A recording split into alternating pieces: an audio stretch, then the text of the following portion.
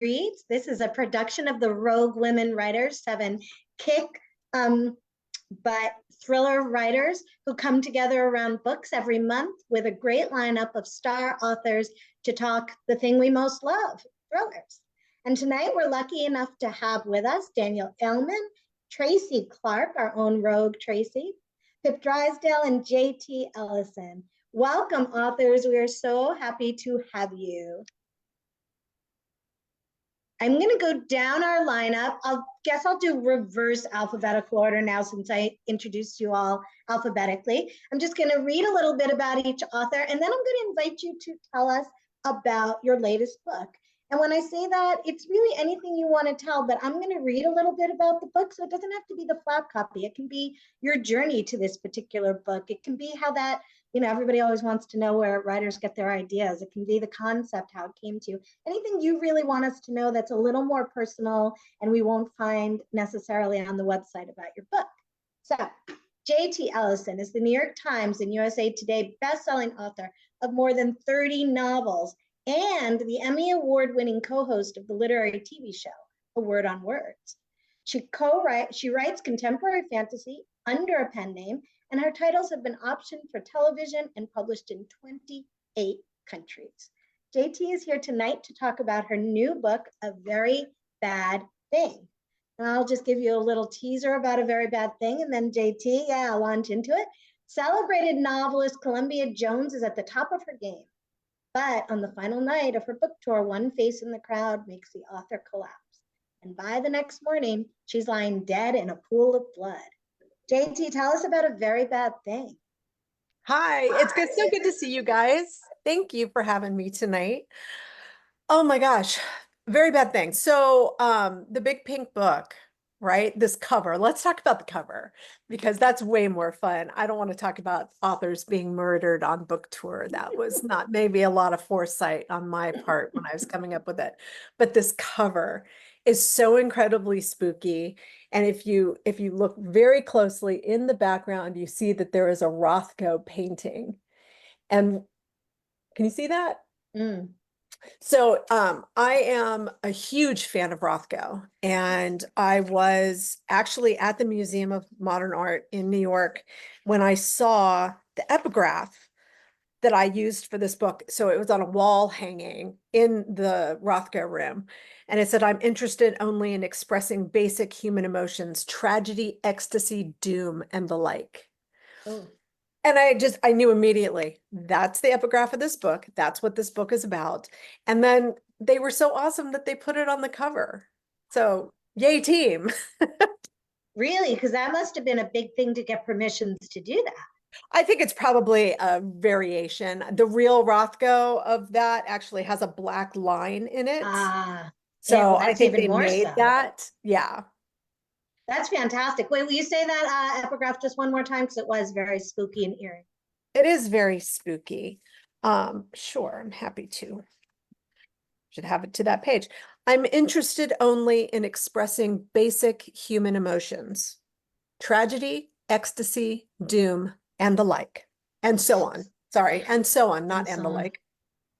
That's great. Thank you. I'm also raising a glass with each of our authors. So JT, apparently not that often, but whiskey neat, right? Am I right? Whiskey neat, yes. Cheers. Cheers to A Very Bad Thing. Whiskey in a very low. No, I'm kidding. That's water. That's good. That's very funny. Langeva. Thank you for starting us off with a laugh and a water glass full of whiskey neat. Okay, we're going to keep going down the line, reverse alphabetically. So next we have Pip Drysdale, whose global upbringing, she grew up in Africa, Canada, Australia, became an adult in New York and London, gives an international flair to her novels of psychological suspense. Her previous books have all been international bestsellers, propelling Australia's Stellar magazine to crown Pip the next Leanne Moriarty. I just finished Leanne's latest. That's the highest praise I can imagine. Congratulations. And this is a little teaser about the close-up, and then Pip, I'm going to ask you to describe your entry point into the book. So when Zoe Ann Weiss moves to Los Angeles to pursue her dream of becoming a writer, her whole future is wide open. But then Zach, the bartender and aspiring actor she's falling for, ghosts her, and her debut novel fails. Now, 3 years later, Jack is famous and Zoe is not. Readers out there and attendees are going to notice an interesting theme with three of our books tonight, which means, Tracy, you just are going to stand out as like the one and the only, but there is an interesting thing going on. But Pip, tell us about the close-up.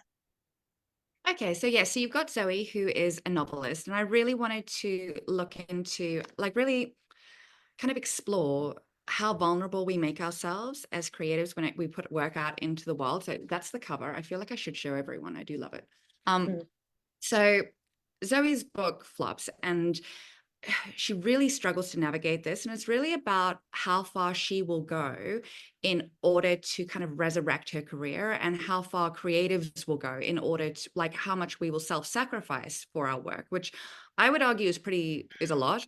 Like, and so for Zoe, she reconnects with Zach, who's this ex-flame of hers, which she's super blocked when she meets him. And that feels like a really fabulous thing, because now she knows what she's going to write about. She's going to write about him and her and what happens behind the celebrity curtain. But the less great thing is soon she finds herself in the press, and that means that everyone knows her name. And the problem with everyone knowing her name is that everyone knows her name, including the stalker who wants her gone and has read her first book, which was also about a stalker, and is now reenacting all the creepy plot twists in it, but with her as the victim. So yeah, it's just basically about, like, you know, taking the vulnerability we have as creatives and completely making it as bad as it can get. Turning it up to 11, but you're right. And Yeah. I have a question later on about the stalker aspects. I found that so fascinating. But yeah, you're so right that we put ourselves on the page, you know, in a way. In the crosshairs, like. Well, thank you. That's awesome. And Pip's drink? A mojito. I'm so I'm impressed actually that going to I'm going to take a sip of this one because I couldn't do the whiskey neat, but yeah.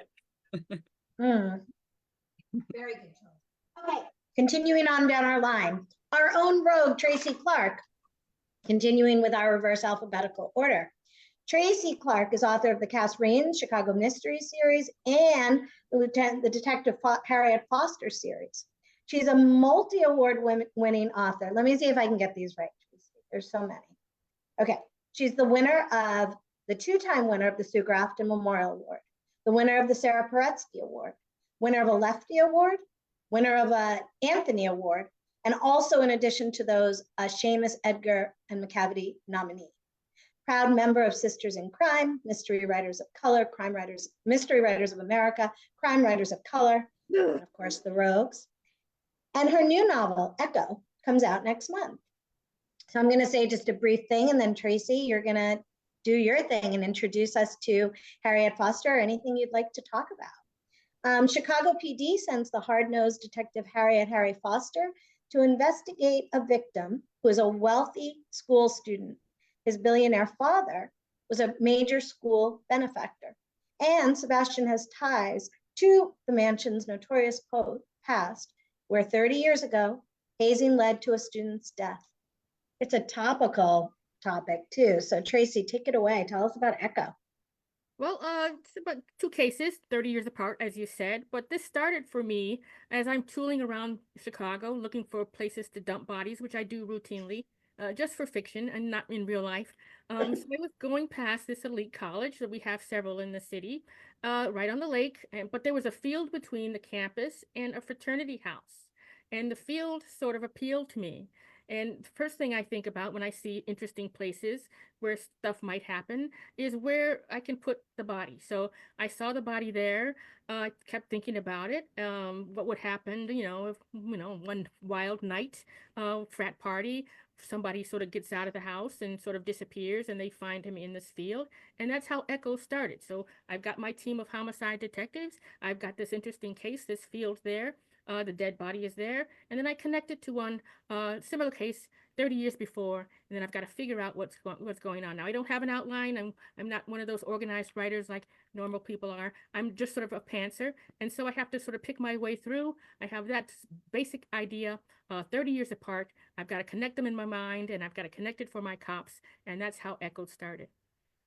So you knew there was going to be a connection, but before you sit down to write, you're not entirely sure what the connection is? Yes, and I have to figure it out just, by the seat of my pants. And it, hence pantser, and is what you figure out almost always the one that sticks after editing and revisions and all that, or does it sometimes completely change? Absolutely not. I'm like a mouse in a sort of a maze. So I sort of write myself into a corner, get myself out, write myself again. So I'm constantly doing that all the way through to the end. So my idea of what it might be changes maybe 5, 10 times. I go back and I fix it. I come back again. Oh, I found a more interesting way, another angle, another way to sort of raise the stakes. And I go back again. It's terrible. It really is terrible. It's a dumb way to write, but that's how my brain works. Yeah, all those awards definitely prove that it's a dumb way to write. I can imagine the questions coming about all the writer's process, but thank you, Tracy. And am I right that your drink is a V8? I hope so, because I bought V8. Every morning at 5:30 gets me going. It's healthy. I used to like it with a squeeze of lemon. Now that I have some, I may try it again. Thank you, Tracy, very much. And now we are going to move on to Danielle Ellman. Welcome. Danielle is the award-winning author of Indivisible and Brighter Than the Sun. Born and raised in Mexico City, his family moved to the United States when he was a teenager. Daniel now lives in Toronto, where he's on a never-ending search for the best taco. Yeah, I mean, who isn't? I might be in trouble. I'm going to read you a little teaser, and then Daniel's going to take it away. A few years ago, David Alvarez had it all: six-figure book deal, a loving boyfriend, and an exciting writing career. Told you there's a theme here. Now, David is single, lonely, and desperately trying to come up with the next great idea. When he connects with a sexy stranger on a dating app, he figures a wild night out may just what he needs to find inspiration. But after one of the best nights of his life, David wakes up to find Prince Charming next to him in the bed, dead. Tried to deliver that well. Daniel, take it away. Tell us about I Might Be in Trouble. Of course. So here I have it. I also am obsessed with this cover. It's bright pink. I think we have a theme as well on that end. And the inspiration for this book, I think, came from two different places. First, there was like the emotional resonance of the book, where I do talk a lot about loneliness. I talk about just creative pressures and the pressures to maintain success. As well as those moments in life when you look back and look around and you realize perhaps your life is different from what you imagined it would be. And just coming to terms with that as you look ahead at what you want out of your next chapter. And then there was a more, I would say, exciting yet dark inspiration for this book, which is that I had a romantic experience go a little sour a few years ago, and I decided to base a character off of the person that broke my heart and kill them in the book. So my character goes on this amazing, wonderful date. It's like a whirlwind, bar hopping through New York City. And then the next morning, he finds that this guy is dead next to him. And things get a little more complicated when we start to learn that the dead guy was not who he said he was. So he lied about his age, his relationship status, and about a million other things, which was, true about that relationship I was in. So yeah, there's a lot of my real life that trickles into my fiction. And thank you so much for having me. I think you've raised a really interesting question there. So we're going to talk about two things now before the reading portion of our night, and I'll throw them out there so our listeners can kind of anticipate and the authors can sort of mull as we go. But one is just brand new. Daniel, you actually made me think of it, which is authors, how would you say your real life interacts with this book in particular that we're talking about now, the new books, but also just your writing in general? Like, how much of real life is part of you becoming a writer, part of the words you put on the page, and as I say, the new book's out now. And let's flip it back to JT, and then we'll go down the line again. So that's actually a really good question, because I mean, we can't help but have ourselves in our books. Every character that we create is us in many ways. Even if it is based on somebody else, we're still ascribing our own emotions and our own feelings and everything into that person. But life imitates art. good cliche, art imitates life. Mm. There's just no way around it. I make up my stories. I don't base them on real stories or anything like that, or real people. I mean, they're completely fictional. And I'm terrified by how many times a book will come out and then 6 months later, a murder that's, I mean, almost exactly the same happens. And it's like, oh my God, did you read my book? Or we'll be writing something. I remember co-writing a short story group with Alex Kava and Erica Spindler. And it was about a man who was using a stiletto to kill the homeless in LA. And while we were writing it, a man with a stiletto started killing homeless in LA. So it's really weird. So I think we can tap into the zeitgeist sometimes, maybe a little too much. That's eerie. Yeah. Wow. Okay. Pip, same question, like about life and the new book, but your process in general. Okay, I definitely agree with everything JT said. That's your name, right, JT? Is that right? Okay, cool. I actually saw you talk. I think it's Boucheron or Bouchercon. I always get it wrong. Like I can't pronounce it properly, but you were amazing, by the way. You were Oh, absolutely. thank you. Anyway, so yeah, I find that happens to me too. A lot of the time I'll hand in a manuscript and then a week after I've handed it in, I'll go on to like on Netflix, because now I'm in TV watching mode, and I will see a show that's got so many aspects of my book, and it's almost like they would think like they were connected to the exact same cloud in the sky while I was writing mine, and you're like, no, don't do it. Or things will happen in real life that mirror what's happening in mine. I definitely bleed into my books. Like I definitely kind of I take like a little part of me and then I like a kernel and then I turn it into a full character. So Zoe, for example, is not a carbon copy of me, but the way that she feels after a massive creative disappointment is definitely something I felt. And I've definitely had my own personal experiences leak into this book because, I mean, that's what we're working with. That's the clay we're working with. They're all swimming around in our subconscious. So while everything that I write is entirely fictional and recontextualized, and in fact, Zoe talks about this because it's all about like taking yourself and putting it in your work. That's what the whole book's about. I've lost my train of thought. What was I saying? You were saying I was about saying something like, recontextualizing it, but it's you still. recontextualize everything, but it's still true. Like there's actually a line in my book and it says, I'm going to misquote it, but it's like, if you can't tell the absolute fucking truth in fiction, what's the point? Right. And that's kind of like one of the reasons I do it is you can tell the truths in fiction that you would never actually. I personally would not tell if I was writing nonfiction. Like if it was absolutely my life, I would be a little hesitant, you know, but you can share things because no one really knows what is real and what isn't real. And you can hide behind that, which allows you to be incredibly honest about the bits that are true, you know? Yeah, that's a great point. And I wonder if it has to do, it's like the flip-flop of truth is stranger than fiction. Fiction can be realer than truth. I think actually my editors would never let me put proper truth in my books. They'd be like, that is way too much serendipity. And I Right. really feel like you're reading here with the plot twists. Yeah. And you're like, no, but that's real. It happened. It's like, it happened. Yeah, fascinating. Okay, so Tracy, and I mean, this is interesting vis-a-vis your work because it's set in Chicago. You live in Chicago. I don't know. I'm not trying to guide your answer though, because I'm just interested in what you feel about the whole truth and fiction thing and Well, can I just real say, life.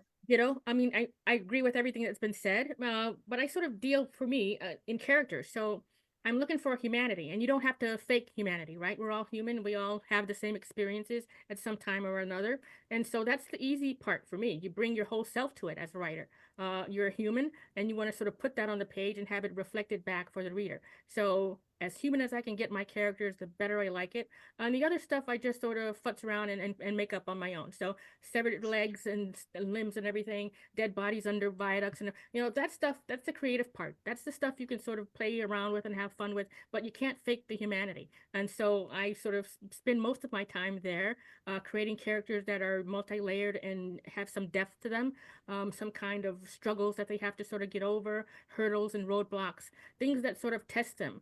And so if I get that part of it right, the story part kind of works itself out. So character for me is first, always, and then whatever springs from that, absolutely, I'm thrilled to have it. But character, character, character.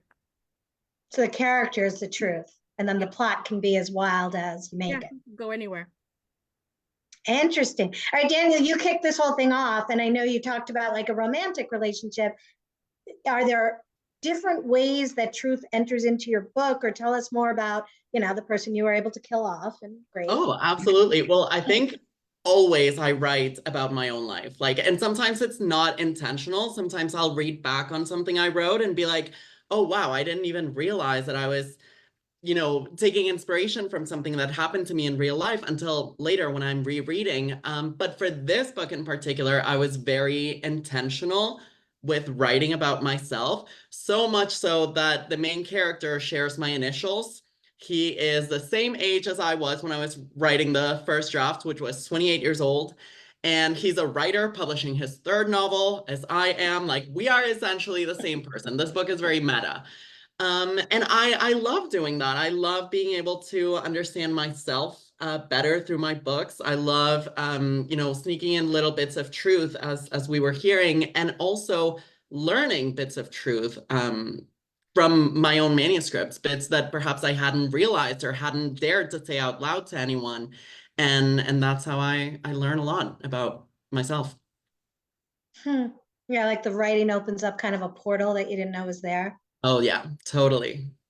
Wait, and I forgot, Daniel, I don't know if I did it justice, but on our website, on the Rogue Women Writers, is the Troublemaker, Daniel's drink. And like, I love it. you can make it virgin, you can make it fun, has some lemon stuff going on. It's really nice. Cheers. Well, thank you for that answer. So the next question is kind of about genre, and I was inspired here by two things. First of all, on Tracy's book cover, it says Harriet Foster thriller, I believe, if I've got that right. And I was interested about that because I usually think of Tracy as a mystery author. And then I was also thinking of JT, who I love her handle on social media. I think is a thriller chick, JT. So I really like each author. And we'll flip-flop the alphabetical. We can start with Daniel because he was here. Can you talk about genre and how you feel it applies to your work? Is this latest book, what genre would you put it in? Is genre like a set of, ropes around your wrists and you wish you could tear them off, or do you love it, or genre, love it or leave it? You just said it. I kind of took different genres and I tore them apart and I kind of put them back together into something that's kind of a blend of many different things. So this book has thriller elements, certainly it has suspense, but it also leans heavily on comedic aspects. Like, a lot of it is satirical and it's meant to make you laugh as much as it's meant to make you, cringe a little bit and flip the pages to see what's going to happen next with this dead body. So I definitely played a lot with genre, and this book really is like a mashup. And yeah, it was just so fun to explore different things and different elements. There's even a little bit of romance in it. Like, there's a lot in this book. So when you handed it in, like, did your editor know what you were going to be working on? And was the genre blending an issue at all, or was it all a positive? Or That's so funny that you asked me that, because my agent, when he read it, his response was, I love this. I have no idea what it is in terms of genre, but I love it. And so we polished it into what we call a suspenseful dark comedy. So yeah, like, we want to lean into that thriller suspense element, and it's definitely for readers who enjoy, certain tropes and certain elements of the genre. But it's also meant for someone who's looking for, that comedy and that satire. interesting. All right. So going down the line, I'm now flip-flopping my, if I can do it. Tracy, I think you're next. I don't know about labels. I just sit down and write stories, and however they want to pigeonhole it, that's fine with me. When I sit down and write echo. I didn't say thriller. I just wrote the story. I have my characters. I had my field. I had that dead body there. And then whatever comes after the fact is a marketing thing and a publicity thing and somebody else's business. So I don't know. I just write the stories I want to write, and they put it where they want to put it, and we're all good. We're all happy. Yeah, I mean, but that's an amazing thing to be able to achieve, that it does go in all those different directions. All right, Pip, what are your thoughts on genre?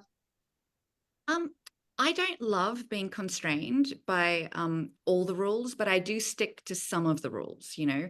And I find that mine tend to skew a little bit like my world vision, like my own personal view on the world, which is that it's kind of half romance, half terrible things happening, and then they kind of all come together. And it's also got incredibly funny moments because that is life. Usually, the worst things are hilarious, really, looked at in the right way. And so mine have been described by, I have a couple of friends in Australia who actually teach writing courses, and they use me as like one of the titles, like of different subgenres of thrillers. And I'm apparently sexy thrillers. So I don't take on that how you will, but like apparently that's what I do. No, but that's fascinating. How did you feel when that was applied? And were you like, oh yeah, I can totally see it? Or Well, it wasn't strategic, you know, it was kind of, I do similar things. I started writing, like my first book, I just started writing it. And I think because it was about a really toxic relationship, and this tends to be a lot of my books, there's lots of bad men in my books, okay? Like I tend to start, it almost feels like they're walking into, I specifically this book I can talk about because it's very easy because it's recent. They tend to start like they're walking into a fairy tale or a rom-com, and then they get progressively darker as you go. So at the beginning you might be thinking, is this actually going to be a thriller? But then the deeper they get into it, and the more things they learn about everything, and the more tangled everything gets, the darker and twistier it gets. So yeah. But I definitely don't go in and go, it's a thriller, I have to do this. I mean, no, I'm lying now. I have like so many writing books, and they're like, these are the obligatory scenes. So I do my best to like stick the obligatory scenes in, but like, I don't know, you try your best, right? well, what would you say those are? That's interesting. What are the obligatory? Okay, I can't even remember which one this is from. I think it might be something like Story Grid. And I do remember that like in a thriller, there's supposed to be one where where someone's at the mercy of the villain. So I try to stick that in, but I don't like it if it's too obvious. I kind of try to find it that it is a kind of a twist on it. And what's the other one? I mean, there's so many. I'm not going to tell you because it's going to make it too easy for people to guess people's plot twists. You know, if I tell them to good you, point. I'm not doing. Right. I'm not doing that to my fellow writers. Like, Yeah. No, don't look through the X-ray and see the bones. That's interesting. So JT, am I right about Thriller Check? Is it Thriller Check? Yeah, you're right. Yeah, it is Okay, thriller. so tell us, oh, thriller, queen. So I feel like I write under the umbrella of crime fiction. So I'm doing 90% thrillers, some mystery, some suspense, some domestic noir, some international, right? So for me, I define it, and I'll go ahead and throw definitions out there. The thriller is, we're going to use 9/11 as the example because that's just the classic, easiest one. A thriller starts a week before the towers come down. You know that that's what the threat is, and the hero has to stop it from happening. In a mystery, the towers would come down at the beginning, and then you're trying to find out who did it and what the motive was. So that's how I segment mine out. So they're either in that thriller or mystery. Thank you. I'm sorry, my cat decided to join us. She was being a So little cute. Oh my gosh, it's so warm. She's very fuzzy cat. So the other thing that I look at is whether I want to have multiple points of view, or if I want to have a singular point of view, or am I going to be in third? Am I going to be in present? All of that goes into the pacing of the story, and pacing obviously is a big difference between a thriller and a mystery.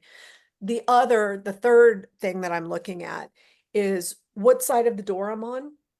So like Tracy, your books, my earlier Taylor Jackson books, when you've got a detective, when you've got law enforcement of any kind, they are coming and knocking on somebody's door, and they are giving them the worst news that they could possibly get. But then they leave, and the most of the scenes are with that character as they're trying to solve the crime, not with the person whose door has been knocked upon. What I like to do is be the person whose door is being knocked on. And that drives back again to what Tracy was saying about character. Because when something terrible happens, then it affects everything in the story. And that is the mine where we can just go deeper and deeper and deeper and deeper to find out what's really going on. So I have a whole bunch of aspects that I am thinking about when I sit down and say, all right, is this a thriller? Is this a mystery? Very Bad Thing is a mystery that I kicked myself because it's a 9 point of view mystery. Oh my And don't kids at home, don't try that. That killed me. I love the behind closed door thing, and it actually leads into another question, but we are going to have our reading portion, which I know our listeners look forward to every night. So we will go in alphabetical. Let's do, I guess, reverse alphabetical order because JT, you're already up there. Why don't you read us a portion from A Very Bad Thing? I know we're all looking forward to the new JT Ellison thriller, and take it away. So A Very Bad Thing is the story of Columbia Jones, who is an absolute epic, world famous name author who is killed the last night of her book tour. And obviously I said it was a mystery. We're trying to find out who killed Columbia Jones. So this is our opening. Chapter 1, Riley, Denver, the last night of book tour. Columbia Jones takes the stage with a wave and a flourish, her silk cape swinging around her shoulders, settling in soft folds as she approaches the microphone, and the room goes wild. Not a lot of women on the cusp of 50 can get away with the style. Black jeans, white poet shirt, storm gray silk cape, chunky gold necklace. But on Columbia, it looks bespoke, couture. Of course it isn't, though designers clamor to dress her. She isn't the kind of woman who takes to strangers suggesting what she should do. Her jet black hair is cut in a severe bob that swings sharply above sculpted collarbones, and she's managed a red lip and winged eyeliner that puts her squarely in 1940s movie star status all on her own. She is gorgeous. Oh, I love it.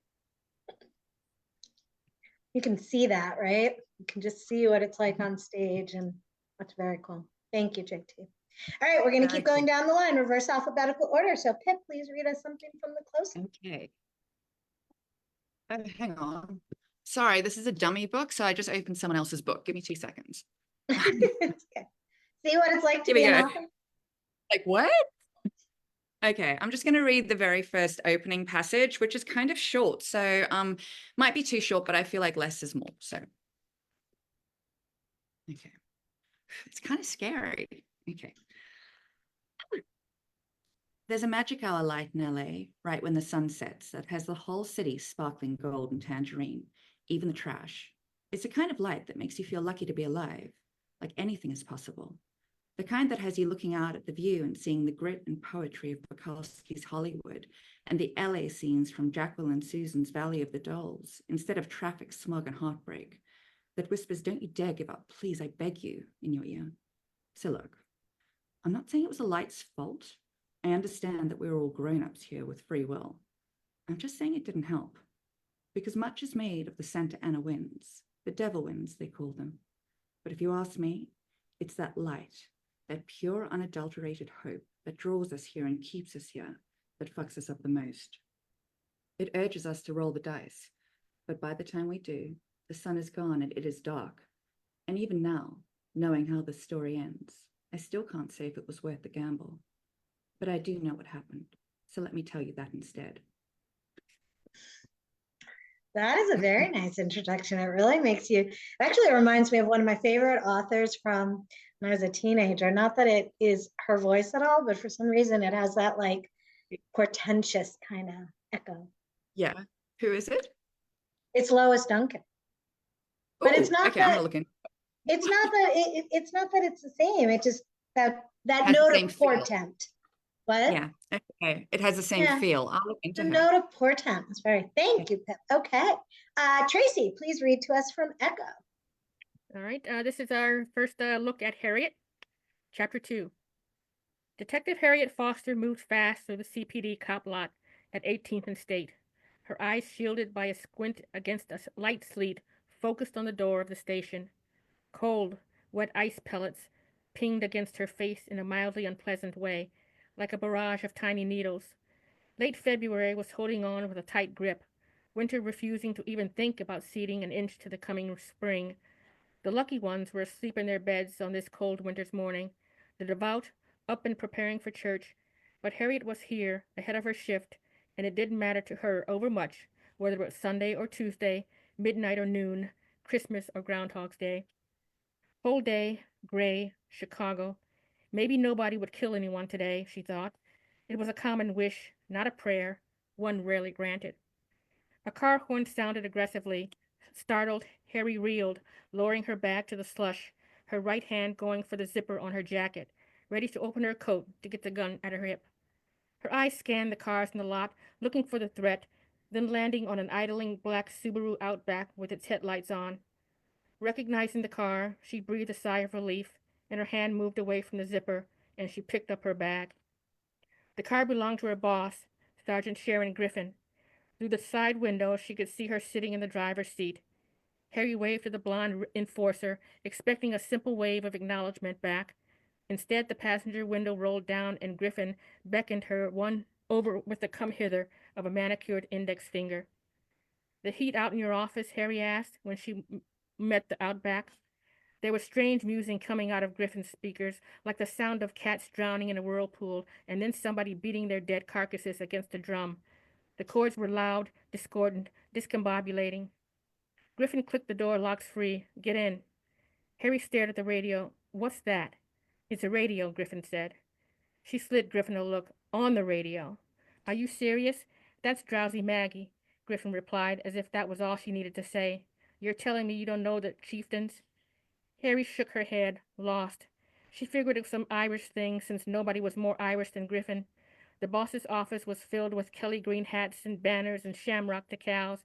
Even the knobby shillelagh leaning against the wall behind her desk had green ribbons tied to it. Sergeant Sharon Griffin lived St. Patrick's Day all 365. Harry shook her head. "Must have missed them. Is there news from Internal Affairs?" Harry had been waiting weeks to hear if the department would investigate the calls and photos she'd received from the anonymous voice that appeared to implicate her former partner, Detective Glennis Thompson, in wrongdoing, and explain her putting a gun to her head and pulling the trigger. The images were seared into Harry's brain, G accepting an envelope from an unknown man in an unknown place. But Harry would never believe that G had been dirty. She was good police, family, and Harry would go to her grave fighting to prove it. Griffin punched the radio off and then turned in her seat to face Harry, fixing her with those icy blue eyes. "All cop now. The chieftains and Drowsy Maggie put away for another time. I wanted to catch you before you went in. We need to talk." I love reading Tracy's work because the point of view is so deep. I always feel like my situational awareness heightens and I like become more capable. And thank you, Tracy, for reading from Echo. Daniel, please read I Might Be in Trouble, and I think we can all prepare to giggle a little, maybe. Not in this one. Okay. Not in the first couple pages, but Okay. so this is the prologue, which is when we first see this main character waking up to see a dead body in his bed. So it's titled A Slight Complication. It's 6:47 a.m. Staring at the numbers flashing on the clock brings an odd sense of comfort to my chest. The time is one of the few things I can be certain of, an undeniable fact, something to hold on to even in this moment when I'm not sure I can trust myself or my own memory. I'm foggy with exhaustion. Every inch of my body is protesting all the alcohol I drank last night. Nothing feels real except for those tiny numbers shining in green. But then, unexpectedly, a million questions flood my mind. What exactly happened? What have I done? How did I end up here? It's this last question that grabs hold of me, that makes everything else take a back seat. How did I end up here? I never thought of myself as capable of killing someone, not even accidentally. I find it hard to believe I'm actually responsible for doing this, but I wonder how surprised other people would be if they could catch a glimpse of me right now. They might say they were able to see something in me all along, some sort of sign that told them David Alvarez was deranged, some indication that he might just have the gall to end a man's life so unexpectedly, so callously. Although, I realize with a small glimmer of hope, there's also the possibility that it's not callousness I've shown, but stupidity. Yes, that seems a lot more likely. I've been stupid. Going out to meet this handsome stranger, agreeing to keep the drinks coming even when we were both wasted, bringing him back to my apartment. It was all just a matter of making one bad choice after another, wasn't it? I wish I could take it all back. I wish I could return to 12 hours ago and stop myself from going through with any of it. But perhaps the string of poor decision-making that led to this moment began much earlier than yesterday.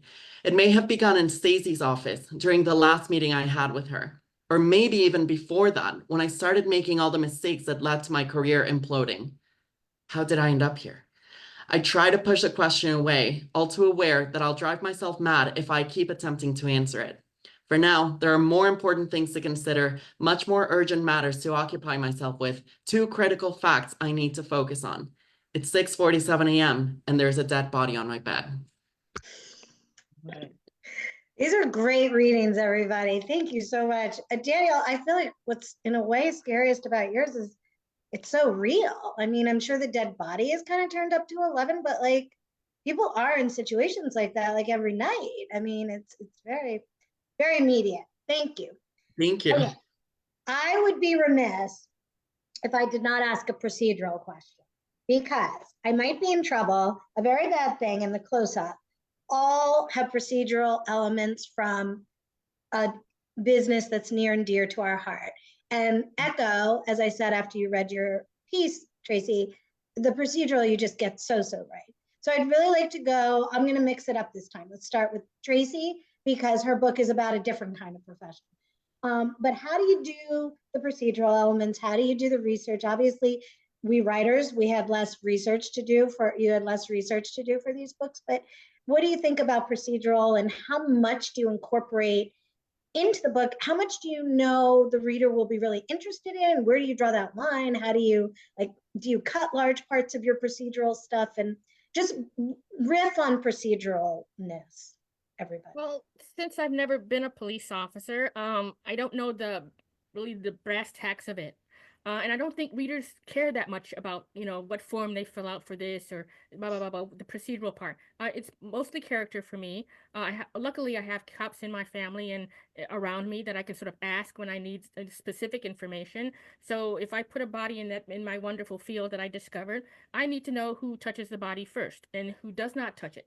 And so I don't know that because I have that experience. So I ask somebody. I ask a cop who does it, who doesn't do it, and then I go from there. And then when I get stuck again, don't know what a cop would do, I just send a text or pick up a phone and I ask somebody, oh, what would they do in this situation? They tell me, fine. I had my cops sort of bust in the door in one scene and I sort of checked it out and they said, we can't do that. It's against the law. I said, dang it. So now I have to go back and delete and fix and do. So that's how I sort of pick my way through. I don't know what police officers do on a daily basis, but I have to ask. And so I take cops out to dinner. I take them to coffee and pick their brains and figure out. I'm more interested not so much in the procedural part of it, but why they do the thing they do, why they chose this profession as opposed to something else, because it takes a certain kind of person, doesn't it, to sort of walk into a dark alley at 2 o'clock in the morning with nothing but a gun and a shiny little badge that's sort of reflecting off the overhead lights there, making themselves an easy target. Who does that? Who chooses that as a profession? I'm interested in this part and this part, the head and the heart, to figure out why they do it, what motivates them to keep doing it when they're sort of dealing with bureaucracy from the city and the department and all the other messy stuff that they have to deal with, in addition to the reaction they get from the community and the reaction they get from their fellow cops. So all of this mess, this cauldron of chaos, is character building, is character fuel.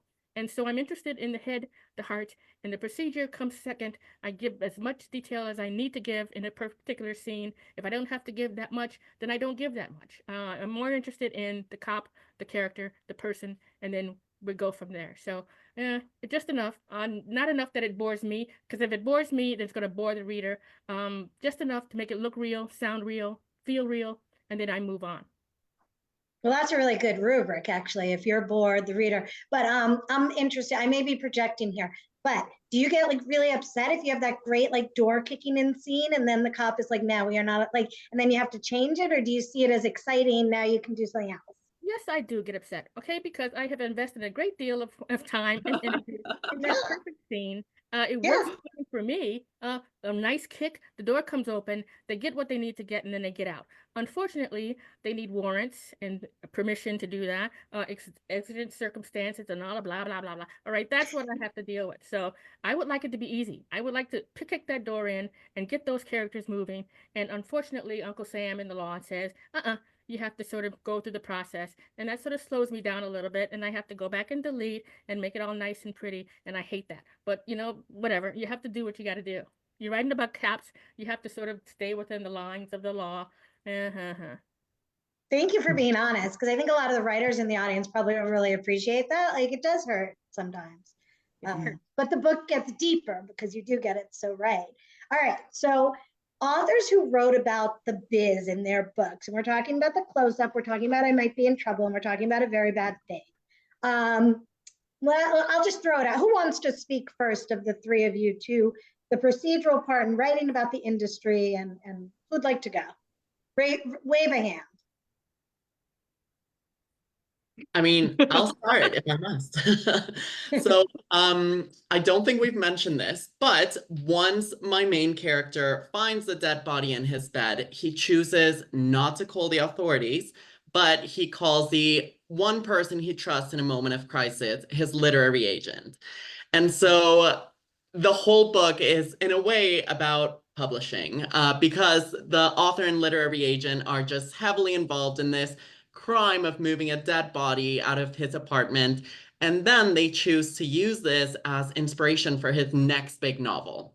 So he writes about a character who wakes up to find a dead body in his bed and must figure out what to do. Again, it's very meta. It's like a book within a book within a book. But yeah, I had a lot of fun actually being honest about the writing industry, like the publishing industry.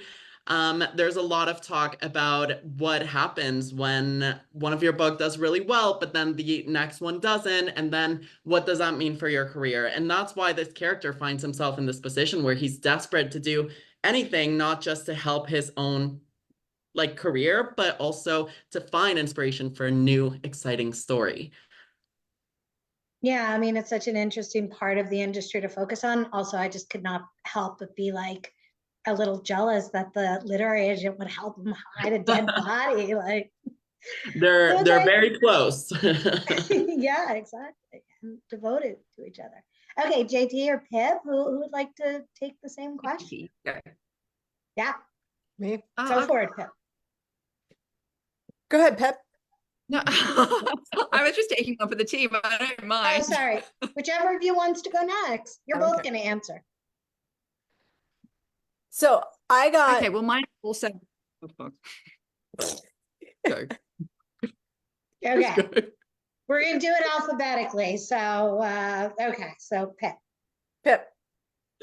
Okay, mine too is a book within a book. So essentially, when she starts out, Zoe is completely obsessed with classical American literature. She's reading The Great Gatsby. She wants to write like the next great American novel, and she ends up essentially like living one out, and then she decides to write about it. Okay, so mine too is meta, and I feel so incredibly unoriginal now because I realize that writers all think the exact same way. So in terms of that, I don't think I could have written this book if I hadn't already been in the publishing industry. I think, you have to have like quite a lot of your own experiences and know a lot of writer friends and have their experiences and know how everything works, and also how different that is from what you perceived it to be maybe when you were going in, because I do think it's quite different. I definitely had no idea what goes on behind the scenes when I went in. So in terms of that, I mean, there was a lot of lived experience in there. I didn't really need to do any research around that part. For the police stuff, there was lived experience in there as well. And if I didn't know something, I would do a lot of Googling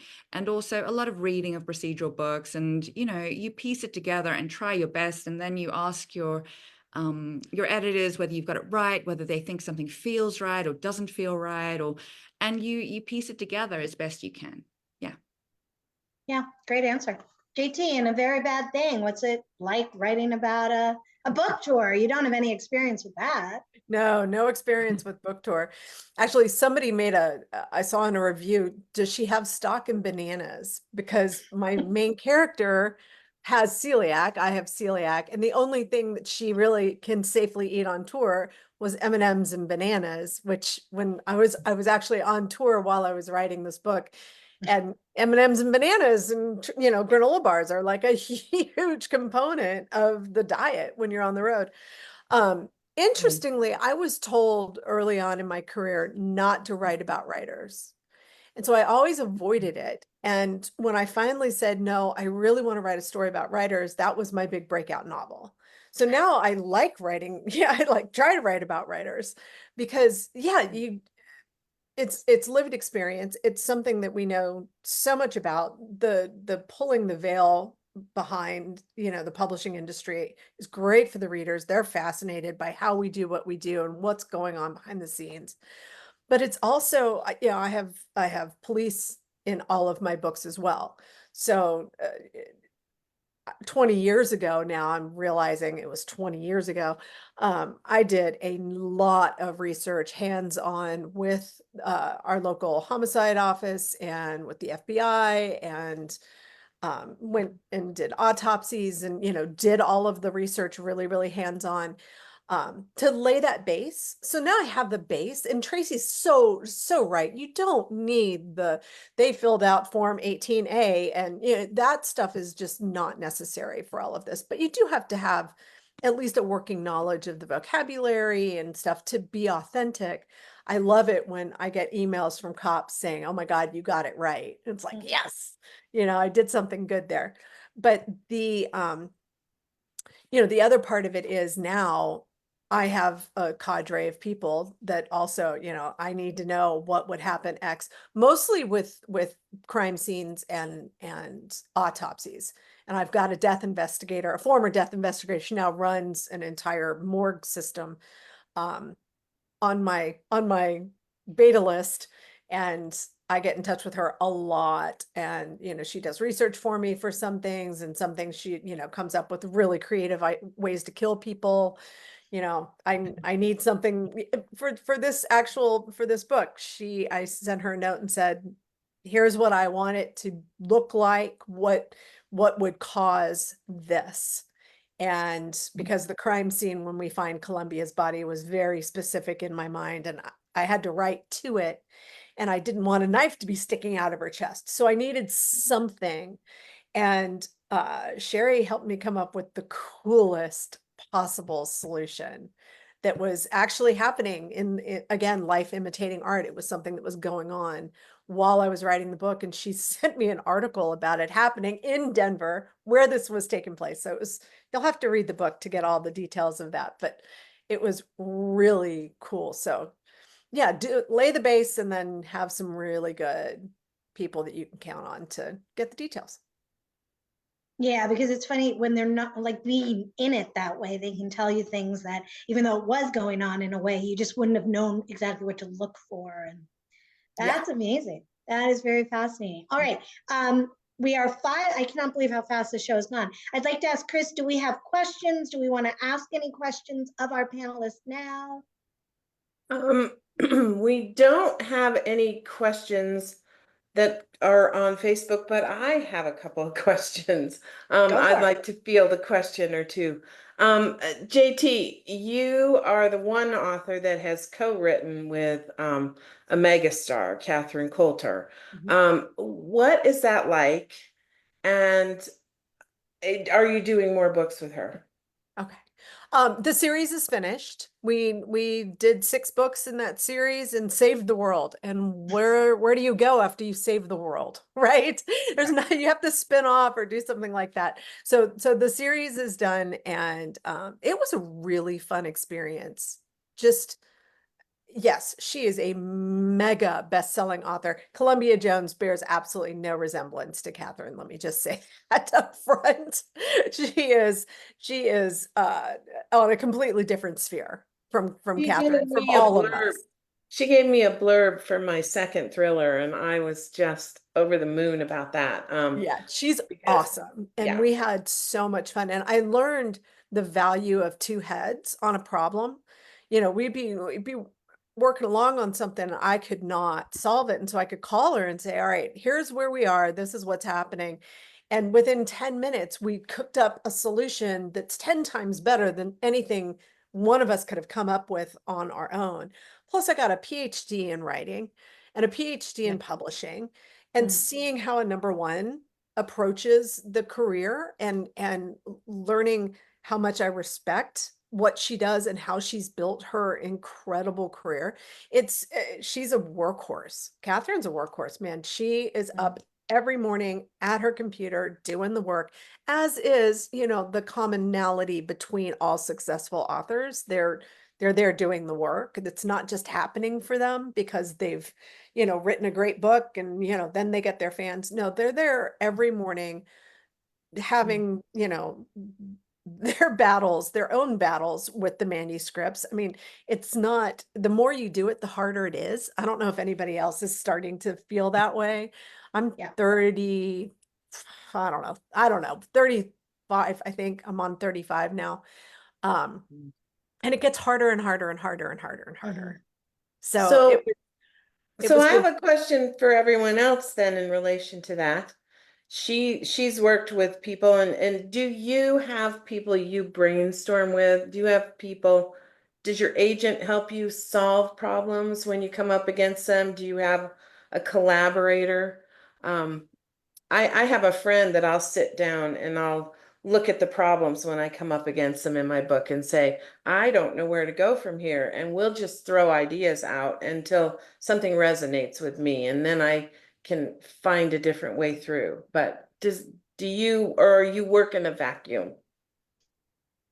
Go right down alphabetically, guys, so we don't, Daniel. I used to be, and I tend to be, like, very protective of my work while I'm drafting. Like, I don't let anyone read it. I don't typically discuss the book with anyone, not even my agent, until it's done. But for this one, it was different because my partner was just very supportive. He was there from the start, just not even reading, but talking about the story with me. And this would be a spoiler if I told you, but there's a scene involving a knife, a towel, and a body bag near the end that was fully his idea. And I was like, oh my God, this is brilliant. And so it was really interesting. He's not a writer, he's not creative at all, but he really helped me, like, figure out some tricky plot points. And you know what? Maybe in the future I'll seek a more collaborative approach, whether with him or with any other writer friend. Yeah, totally. Tracy?